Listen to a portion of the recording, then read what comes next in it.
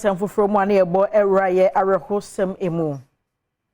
Enkane MPP amonyoko no opanyina na woginam semrahye bedwani mu omanfo ewa Akyem Swedru wo apoye mantem no emu Felix Owusu-Adjapong abetodwa se opanyini wefra ne ntoma ne tintim.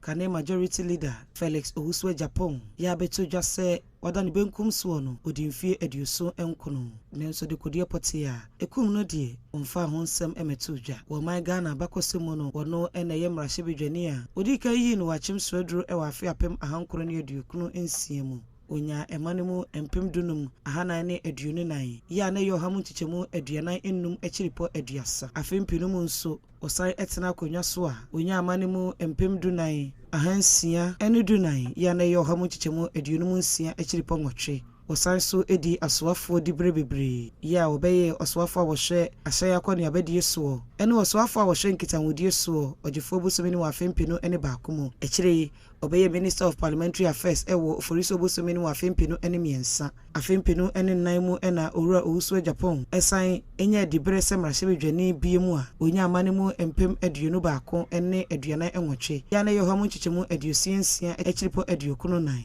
afempinu ene ensumu